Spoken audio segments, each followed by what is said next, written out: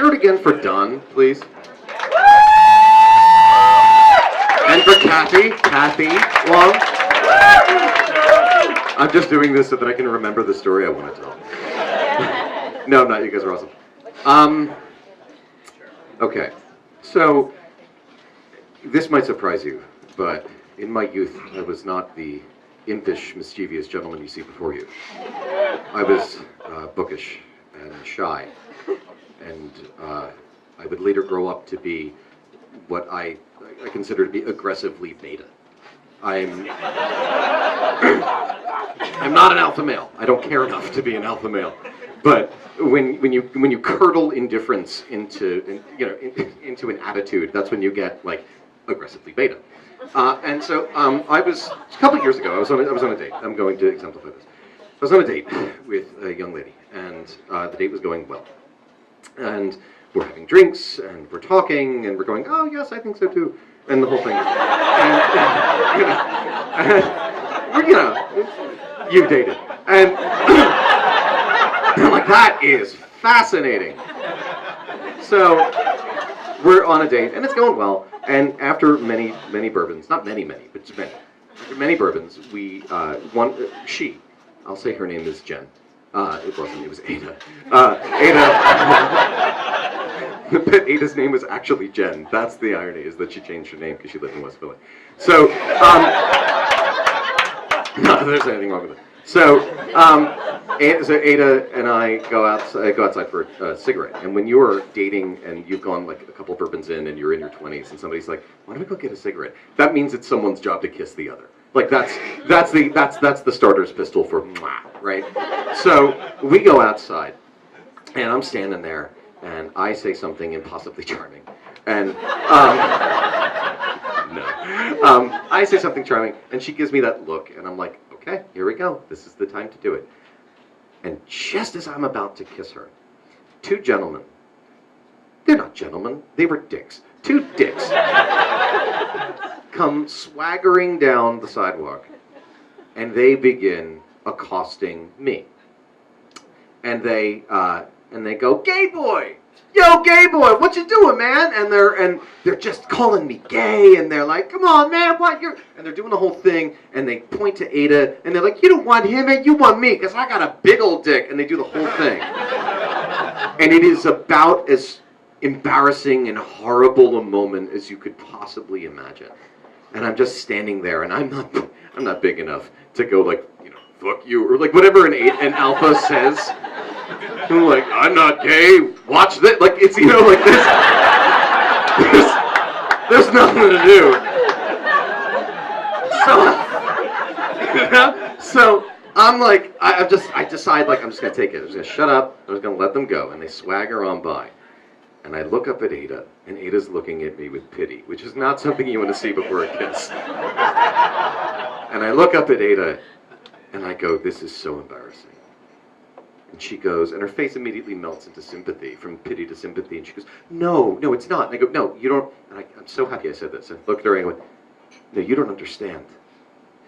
I used to date that guy.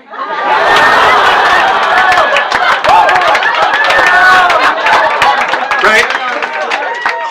Aggressively beta. And she just, I said the perfect thing. I've never done that. I'm 33, and the only time I've said the perfect thing. And she just melts into this kiss, and it's fucking great. It's so good, and I'm like, mwah,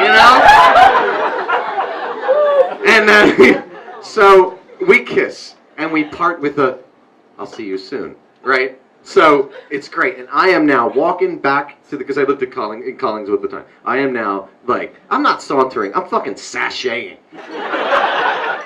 Beta. I am sashaying back to the Paco station so I can take a train back to Collingswood. And on my way, I see the two guys. I'm gonna go over. I'm sorry. I've never told a 5-minute story in my life. I see these two guys, and so drunk am I on just like that perfectly phrased phrase that when they see me, they're like, gay boy, where's the girl, gay boy? And I look at them, and I just go, hey! And I cross the street and I go up to talk to them. Because apparently I've got something to prove. Which is probably my blood type. So I go up to them and I'm like, thanks guys, I got a kiss because of you. And they don't even listen to me. And there's two guys. There's one tall guy who's got a stocking on his head. And there's a shorter guy who's got a long red shirt and little glasses. He looks like a shorter Spike Lee, younger Spike Lee. And he's the talker. And the tall guy is just kind of like, you know, there, he's the tree. And I'm talking to the talker. And the talker's like, listen man, we gonna fuck you. And I go, I beg your pardon?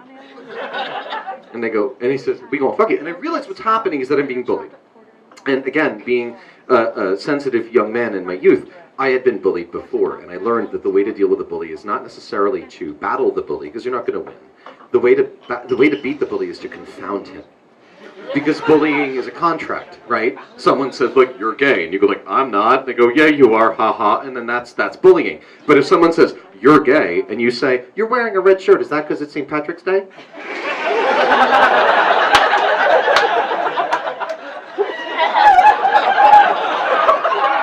And they sit, and their bully brain is like, eh? And they try to figure it out, and they just can't. It doesn't make any sense. And so I'm breaking the bullying contract. And so the little guy is getting really angry. And he's like, look, man, yo, me and Black, we gonna fuck you. And I look up at Black, and Black is tall and black. And I look at Black, and I say the ballsiest thing I've ever said in my life, and it worked. I look up at Black, and I go, your name is Black? And Black goes, yep. And I go, it's convenient. And the only reason I'm standing here right now is because Black laughed. Black claps me on the back. He's like, you all right, man? You okay?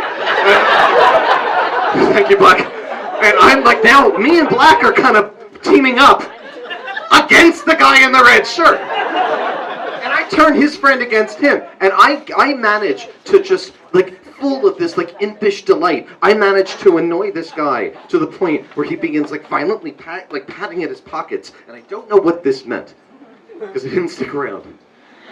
But he says, where's my straight? It might surprise you, but I'm not really up on modern lingo. And I did not stick around to discover if straight was actually just a euphemism for straight razor with which I can open this fool. And so I say, like, I gotta go. And I bolt. I have never in my life been filled with such a sense of wonder and delight and mischief. And I never plan to be filled with it again. Thank you.